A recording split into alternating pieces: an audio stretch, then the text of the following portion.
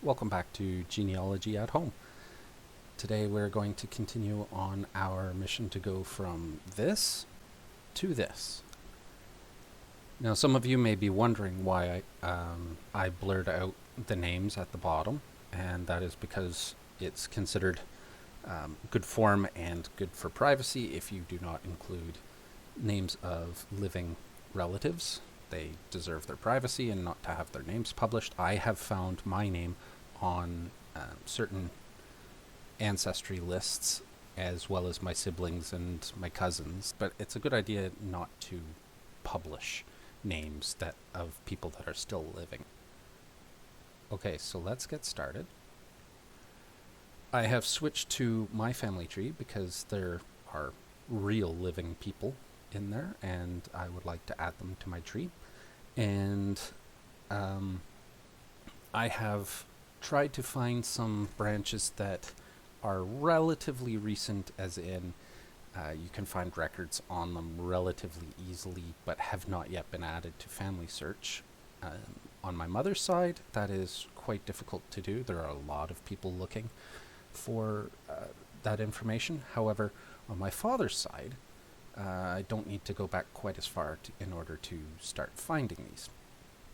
Now, these records that I will be adding, my mother and my father have done decades of research on the family tree. They know these names, so I don't need to quite go through the same rigorous process of verifying them. And you may be asking why I don't just import from Ancestry, where they have the records, to Family Search. And the answer to that is that they want to be 110% certain that any person is in fact who they think they are before they start to publish it. They're very cautious in that regard. And so, whereas we can be 95, 98% certain, I'm going to look for records that already exist. If we find those, and all of the dates match, and all of the names of the children and the parents match, the places match, then we can be pretty certain that they are indeed the same people. So we're going to hope that they're already in Family Search and see how lucky we get.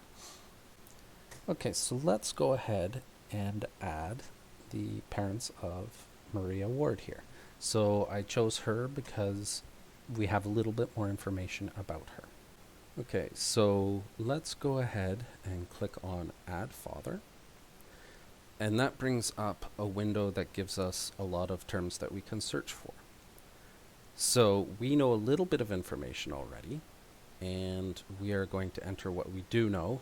And the more we enter, the better the chances are that we will find an exact match. If all we did was enter a first name, then we would find literally thousands of records. So we want to add at least a last name. That narrows it down. So we know their first name, their last name. We know that they're deceased. We know their wife's first name and their wife's last name. So let's go ahead and enter that information and see what we can find. We know that her father was named John, and his last name was Ward. He is deceased, and we know that he was born in 1790. So again, it suggests a standardized date. We select that. And we know that he was born in Yorkshire, England. But he was born in 1790, so it was still England and not the United Kingdom. Very important that we get the right place. In order to enter his wife's name, we need to go down under additional find options, and we can see 4 options here: father, mother, husband, and wife. And since it's the wife that we know, we will click on wife, and that will open up 2 fields. We can enter her first name and her last name. Let's go ahead and do that now.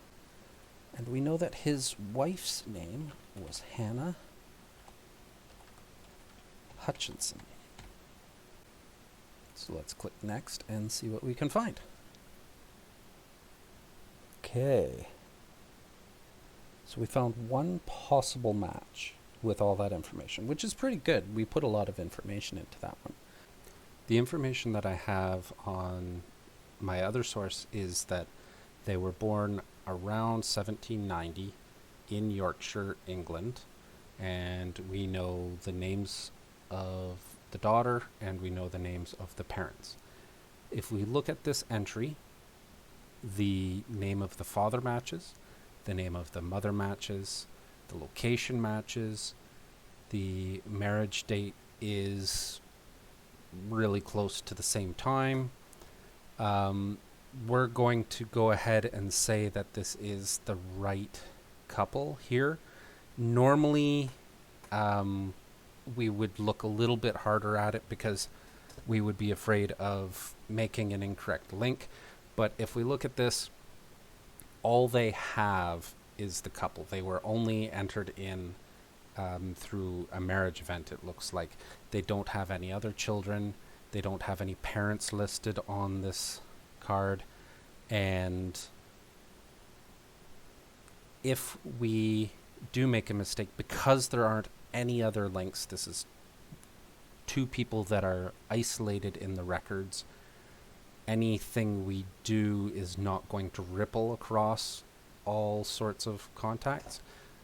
We're going to be able to change it later if we do make that mistake. Now, that being said, there's a lot of work behind the scenes on this. This is only for people that you know their names, you know the place, you know the years.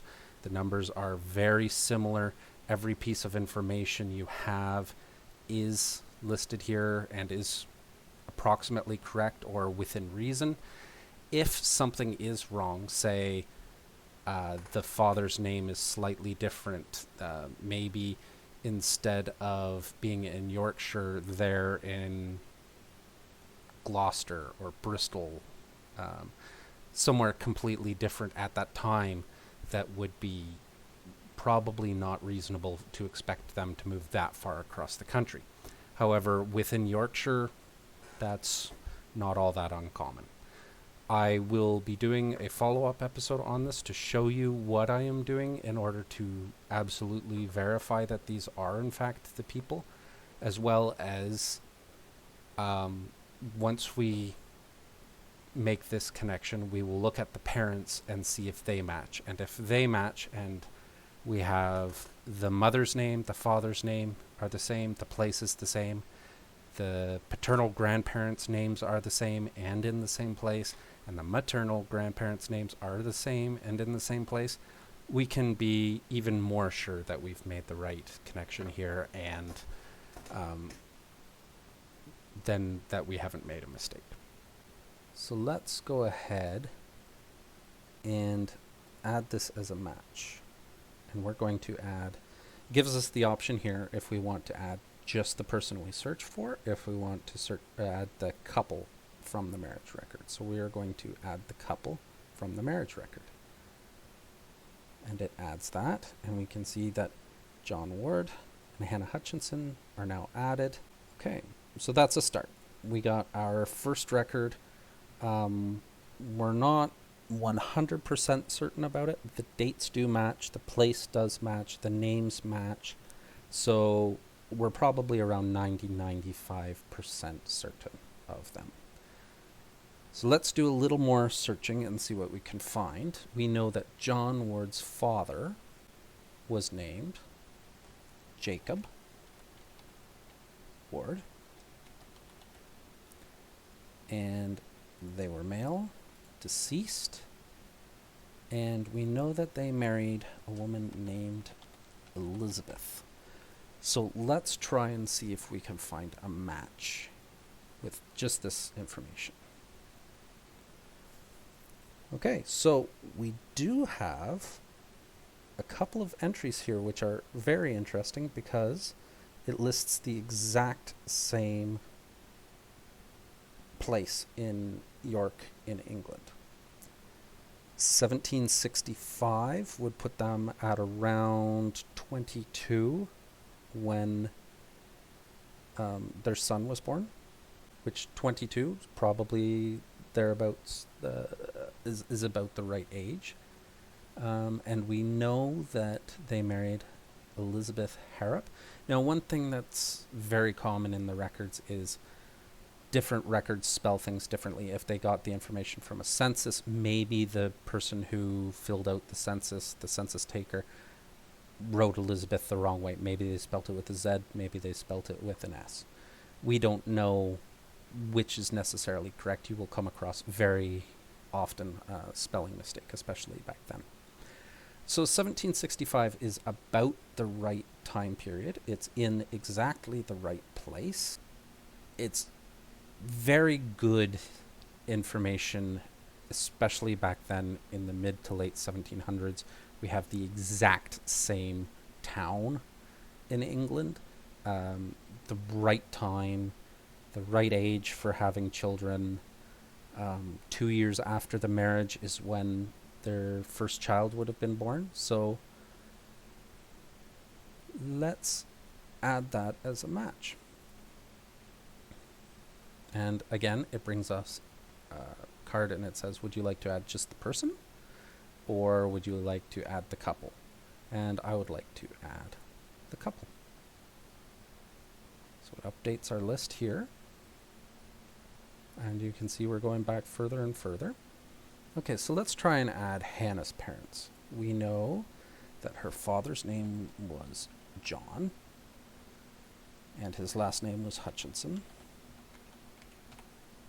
We know that he was male, he is deceased, and we know that he married a woman named Elizabeth.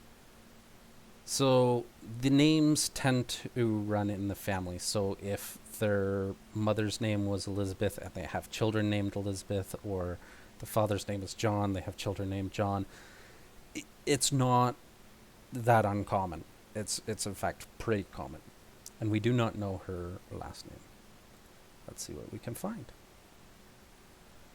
Okay, so there is a record for a John Hutchinson, and it looks like people have had difficulty identifying his spouses. They put in Mrs. John Hutchinson. So they say he was born about 1751 of Dewsbury, Yorkshire, England. If we want to find a little more information, we're a little uncertain about an entry like this, and we want to see where the information came from. Maybe a little bit more about, do they have a christening date? Do they have any children that aren't listed on this little card? Where did this information come from? We can see that by clicking on the name of the person that we are interested in. So let's click on John's name and see what it tells us. Now this is interesting here because someone has added the record here of their children. It looks like they had 5 children, and we have their daughter listed as born in 1785 as Hannah. 1787 is when we have them, around 1787. 1785, pretty close to 1787. They were born in 1751, thereabouts. That would put them at 30 when she was born, but we can see if she was the only child or if she was the first child, we would say, okay, 30 was pretty old back then to start having children. But his first child was born when he was 25 or 26, depending on when his birthday was. 25, 26, not that uncommon. So let's see, and then 3 years later, another child. Just over a year probably later, another child that died very young, and then 2 years later, another child. So we can see all of these children were born in sequence, a reasonable sequence probably. We can't see the months, but let's see, he was born in 1751, she was born in 1755, In the record that I have, all I know is their name and the place that they were married. The children were married, I should say. Since these are the exact same names, we know that this was probably Elizabeth, since this is the same person born in the same town, right around the same time. We can be pretty sure that her name was actually Elizabeth, and we can update that as well. So let's go ahead and add them as the parents. Now I'll just go back to the family tree, and since we clicked on John's name, it had closed our search. We'll just re-enter the information that we had, and have it bring up the same record, and then we can add it to our family tree from there. Okay, so now it brings us up a card here, and it says, would you like to add just the person or any of these couples? Now, someone has done a lot of the work for us, and they have added John and his wife and their children in here. So let's select this couple. Well, I think that was really productive. We had 6 names added to our family tree. We knew their names beforehand, which gave us quite a significant advantage. It made it a lot easier in order to find those records. We didn't have a lot of them to go through in order to find the right ones. All in all, I'd say we were pretty lucky. Good haul of information, and we'll end it there. I hope you found that educational and helpful. Please join me next time as we take a look at the sources and the material that we use to verify that this is in fact the right person, and how we can be even more sure that we are heading in the right direction. Please feel free to like and subscribe. Thanks a lot. Take care.